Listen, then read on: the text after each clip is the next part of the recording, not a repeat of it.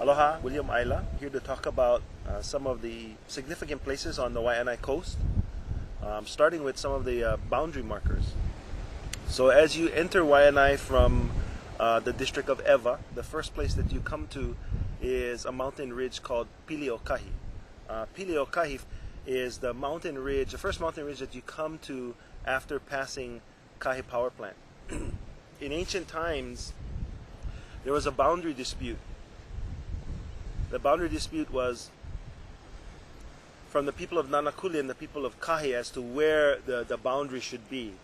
And so the people of Nanakuli and Kahi called upon Kane and Kanaloa to settle their dispute. And what Kane did was to take two large boulders from the shoreline and toss it on top of the mountain at Piliokahi, and this became the boundary marker separating Nanakuli from the district of Ewa, which ends at Kahe. As you travel westward, this is the beginning of the boundary of Nanakuli. Nanakuli then runs from Piliokahi to Pu'u Heleakala. Pu'u Heleakala, the easiest, well-recognized modern boundary today is UN Store. So the mountain ridge just behind, or mauka of UN Store, is Pu'u Heleakala. And Hele can stand for scattered. Hele can also stand for snaring. So there are multiple stories about how that is the location in which Maui, who was born at Ulehava in Lualuale, that is the place at which Maui snared the sun in order to have more daylight hours in the day to help his mom with her kapa making and allowing the kapa to dry better.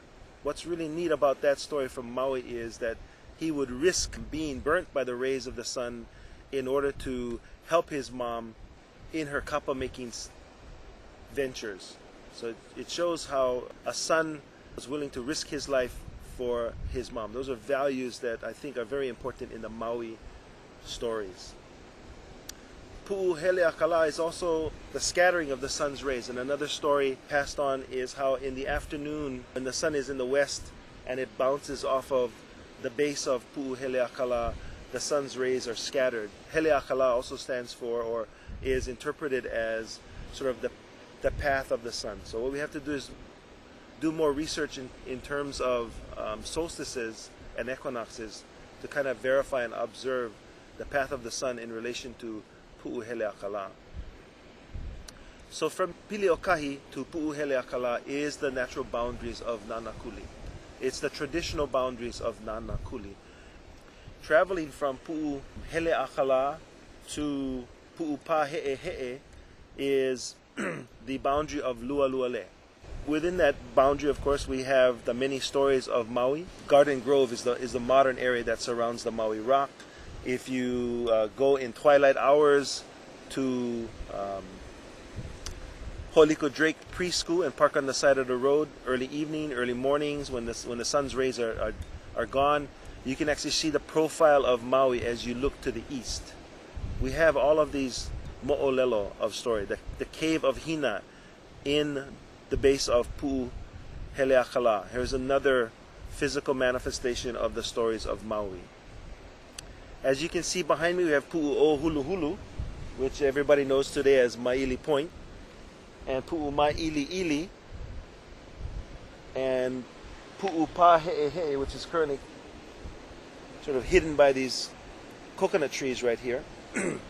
There is a story of a young chief named Pu'u Ohuluhulu who was in love with Pu'u Maili Ili, one of two twins, and the twins was Pu'u Maili Ili and Pu'u Pahe'ehe'e, and he could never tell because they were so identical who was who. And as a result, there are two stories of how either a kahuna changed them all into these mountain ranges, or a mo'o goddess changed them all into these mountain areas, where Pu'u Ohuluhulu is forever set to gaze upon Pu'u Maili Ili and Pu'u Pahe'ehe'e, never being able to make that choice. So once again, the mo'olelo is great for our children because it sort of tells you that when presented with a choice, no matter how hard, you should always make the choice. These are the little snippets of wisdom and values that kupuna have passed down to us. The next boundary, pu'u pahe'ehe'e and mauna lahi lahi, is the boundaries of the ahupua of Waianae, the largest ahupua in the district. So we have in the background here Waianae Valley with its stories of Pahoa and Pahoa's relationship to Kamapua'a, where the chief Olopana had captured Kamapua'a and was getting ready to cook him in an imu when the warriors of Kamapua'a showed up and a decisive battle was fought. And in that story, the term Pahoa is assigned to that area because the guards that were guarding Kamapua'a at the time were approached by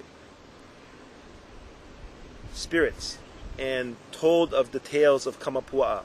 And rather than kill Kamapua'a with the daggers that they had, they put down their daggers and they walked away. And so this is one story of how the area in Waianae Valley called Pahoa received its name. We are sitting on a very special place called Ku'ilioloa, which is the name of the heiau, which sits on a point called Kane'ilio, and there are many stories about this place and how the names came to be. Of course, Kane'ilio, the protective dog of Kane, also the protector of travelers, is associated with the point. The heiau, Ku'ilioloa, which can be translated into the long protective dog of Ku, actually has many stories. There's one story of a chief coming from Tahiti, very specific story, him coming from the island of Raiatea at a very specific place called Tapu Tapuatea, one of the most sacred sites in all of southern Polynesia. Well, this chief Lono Aka Ehu, or sometimes referred to as Lono Ka Eho, came from Tahiti in search of his brother Nane and arrived actually on the north shore of Oahu at a place called Laniakai, and actually gave the place name Laniakai after the place where he came from called Raiatea, both standing for heavenly places. At Laniakea and at Puena Point, this chief Lonoaka Ehu builds a marae, naming it Kapu Kapu Akea, signifying that it is related to Tapu Tapu Atea in Raiatea. And he brings with him stones, and those stones possess mana, and that's the purpose of his trip.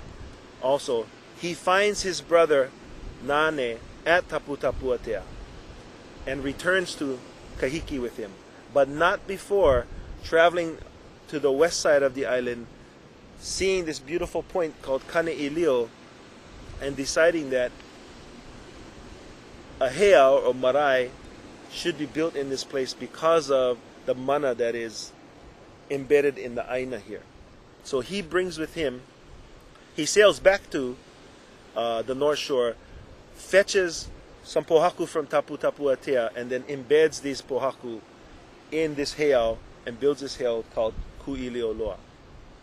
There's another story of another chief called Pokai arriving probably later on, bringing stones from his sacred place to add to the pohaku that's already here at Ku'ilioloa.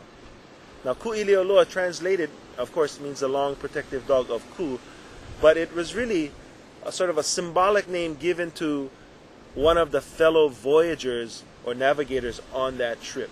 So there was a man named Ku'ilioloa that was associated with these values, and as the stories began to be told, began to take the shape of a mythical being, Ku, the long protective dog, Ku'ilioloa, the long protective dog of Ku, also the protector of travelers. But at one time we have to understand that these were all real people that came to Hawaii, and their stories were told and retold, and in the retelling of these stories they were elevated to a higher level. Once again, the protective dog of travelers. So the values that are associated with people who travel are at risk because they don't have large groups. So there's had to be someone who could protect them. There had to be someone who they prayed to for protection while moving around the island. And here's a wonderful story of how that came about in this beautiful place. Pokai is also famous for planting the famous grove of coconut trees up where the plantation manager's house is now at Pu'ukahea. So we see one or two coconut trees, but of course these are too modern to be part of that grove. But who knows, some of the coconut trees that we see in the back could actually be descendants of the trees that Lonoakea and Pokai brought with them from Kahiki or Tahiti. As we go from Pu'upahe'ehe'e to Mauna Lahi Lahi, Mauna Lahi Lahi split down the middle of its ridge, running back to Kamaile, Unu, is the next boundary marker. And it begins the Ahupua'a of Makaha. And Makaha has many stories, of course. One of the most famous ones talking about the Olohe robbers who used to wait at the point near Kepuhi and take advantage of those travelers if they were in small groups and not. But Makaha also has many other meanings, one of them being very fierce, being fierce. Makaha is also translated as a gateway.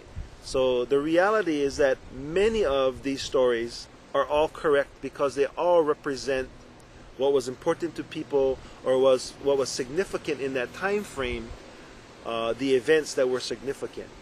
So there is no one story that tells everything because Hawaii was settled by many, many different people who came at many, many different times with many, many different beliefs. And then all of those beliefs evolved as the society evolved, as the population increased and got more sophisticated.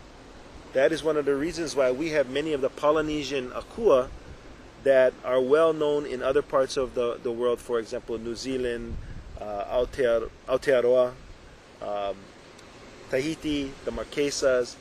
All of these folks brought with them their akua, and the akua then was transferred to this place called Hawaii, and more akua came about. Makaha is famous for having a large kane heiau called kaneaki, which is considered a healing heiau. But we also know that chiefs who came along later on converted Makaha to a luakini. And we know this because of certain things that are there. If you go and visit Kaneaki today, you will see some cool images. You will see sort of a cool Big Island layout of the furniture on Kaneaki. But the important thing to understand is Kaneaki probably started out as a healing heiau, and before that was probably an agricultural heiau. And as people developed and people grew, and the many generations grew on the Waianae Coast, it changed in sophistication. One important thing near Kaneaki is a large pohaku on the southeast side, called Pohaku Okane.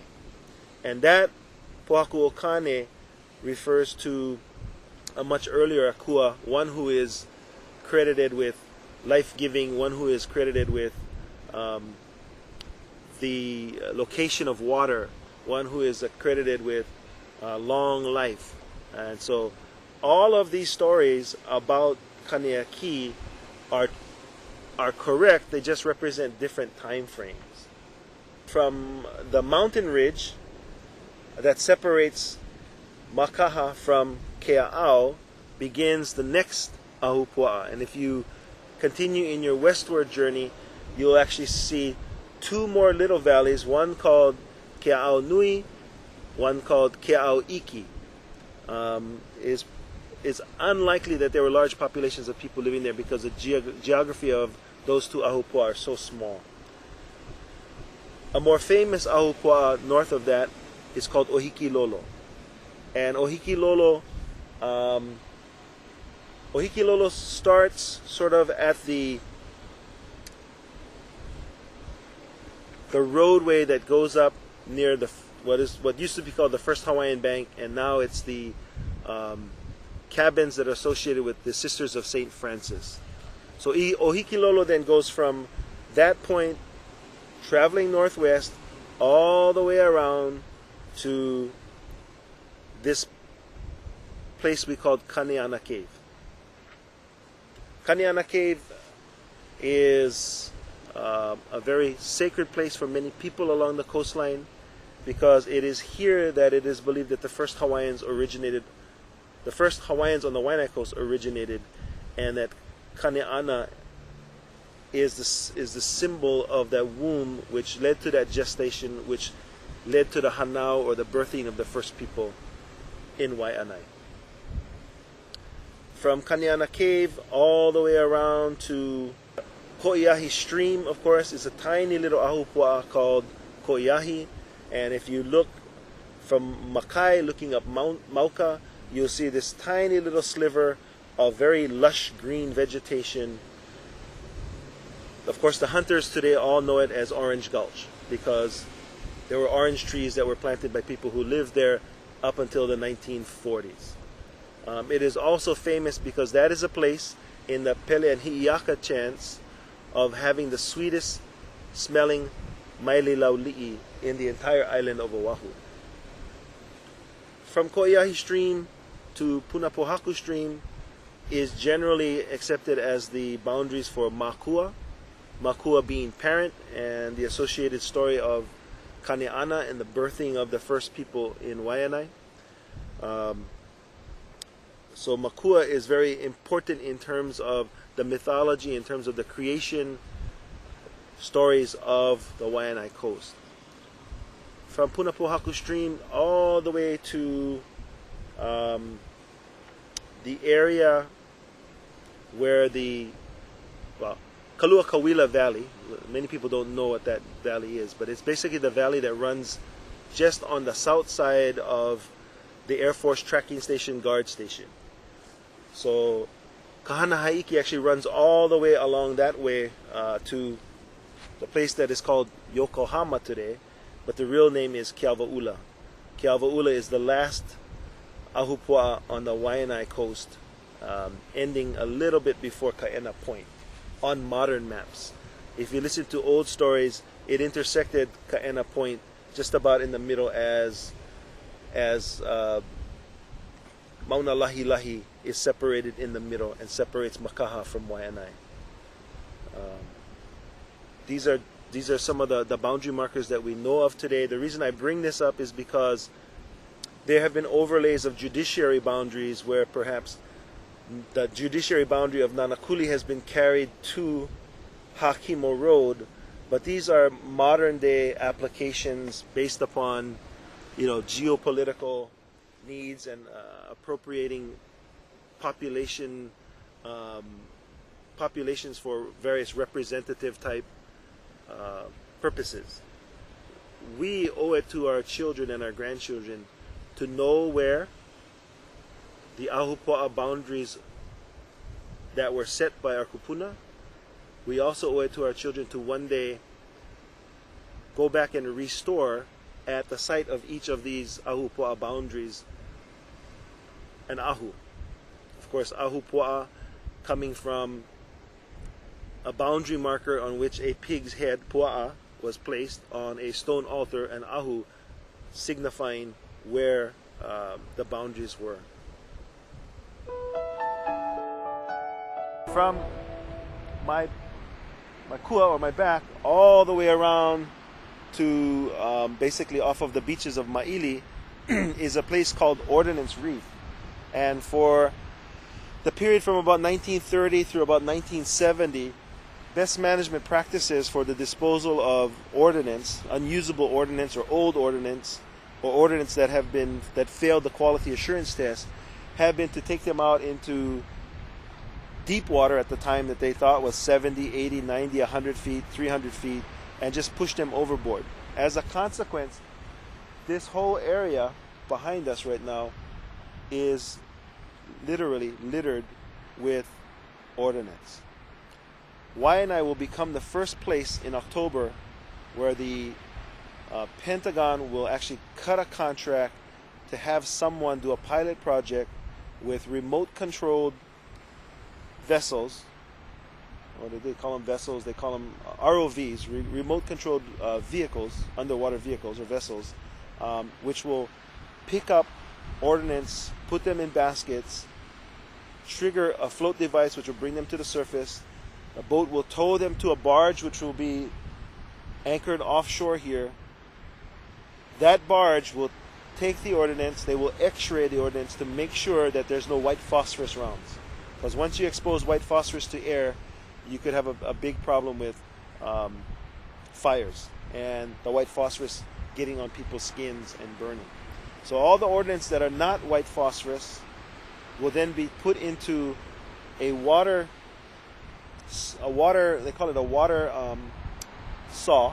So they will be using high pressure water to actually cut the munitions open, take the fuse off, open the munition up to where it can be safely be put into an oven, where they'll take the temperature of the oven just below the point where this explosive would explode, and then allow it to be burnt slowly.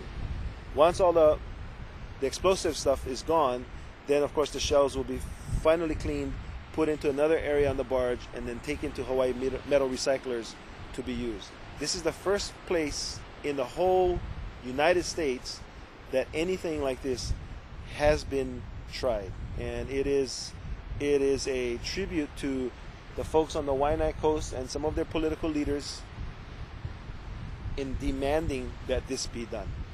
And so Waianae once again has the reputation of being on the cutting edge of dealing with all of the trash that has been put in its backyard, and coming up with innovative ways to mitigate and deal with that opala. In this case, the opala being offshore.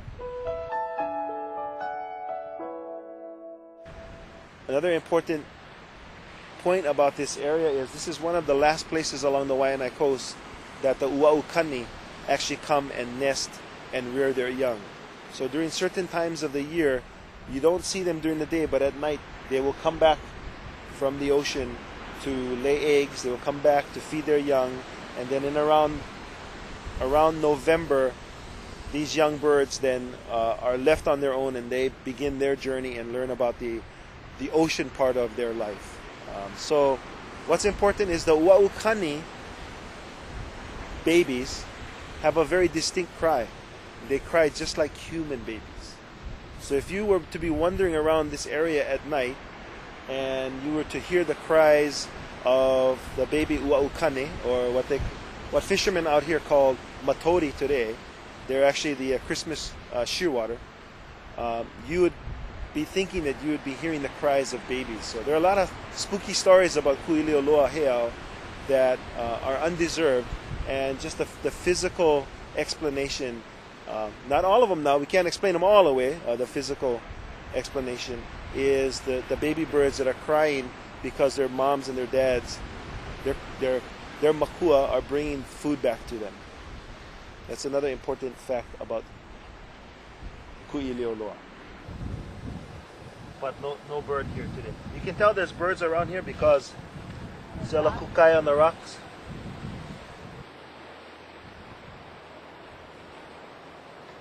So here's a classic example of somebody not watching their dog.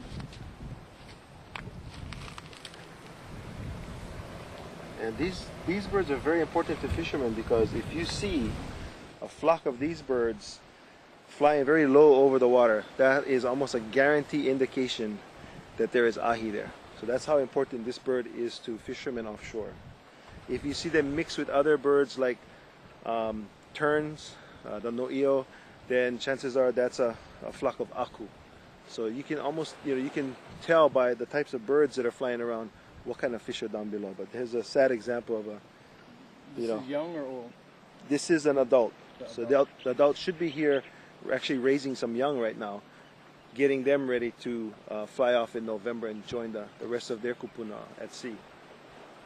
So, cats or dogs? Most likely a dog. Cats wouldn't take an adult. Most likely a dog.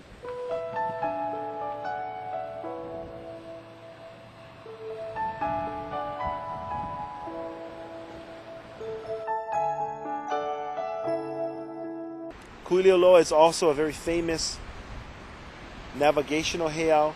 It's situated in a sort of west-southwest, north-northeast orientation, which gives you, if you're sailing in a canoe, it gives you a direction from which you can watch the sun rise and set, you can watch the stars rise and set, and Polynesian Voyaging Society has come out to Ku'ilioloa many times with their crews to train, because it's a good place. There's no ambient light around here to disturb them, and of course they're doing what their kupuna did maybe as far as 1,000 or maybe more than 1,000 years ago. And this is probably one of the reasons why Lono Aka Ehu chose this site, because it was a great place to teach navigation. And the Polynesian Voyaging Society, in a living culture today, is continuing to do so.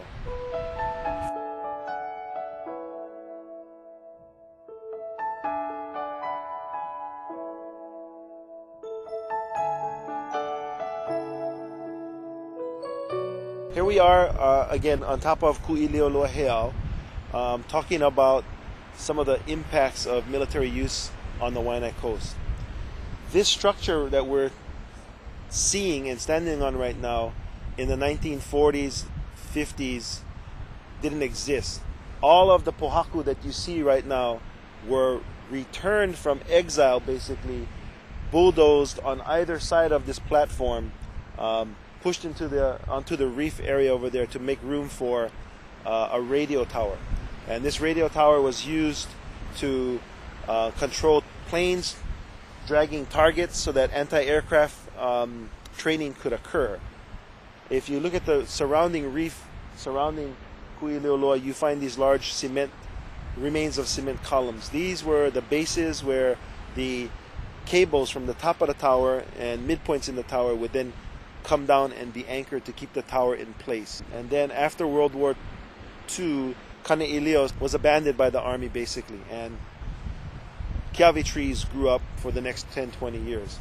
There was a group of kupuna who, during the beginning of what is called the Hawaiian Renaissance, found out about this place, talked to the Pilila'au family, talked to other kupuna along the Waianae Coast who remembered what it was like prior to World War II, and an idea was hatched. And I think Fred Cachola, Auntie Lydia Tavares's father, and many other people then came together, received some funding, got other volunteers, included young men from Waianae High School and the surrounding community, and they basically rescued all of these large pohaku that were pushed over the sides and recreated or restored Ku'ilioloa Heiau based upon the old drawings from McAllister. So we can still see that there are three main terraces. Now those kupuna at that time did something fundamentally important. What they did was, when they rebuilt Ku'ilioloa Heiau, they chose to remove any of the kapu that were associated. So this point right now and the terraces are free. They're made noa, so there are no kapu right here, which allows the public to come. That in and of itself is a good thing and a not so good thing, because people who do not know about the sacredness of this area oftentimes come and disrespect it.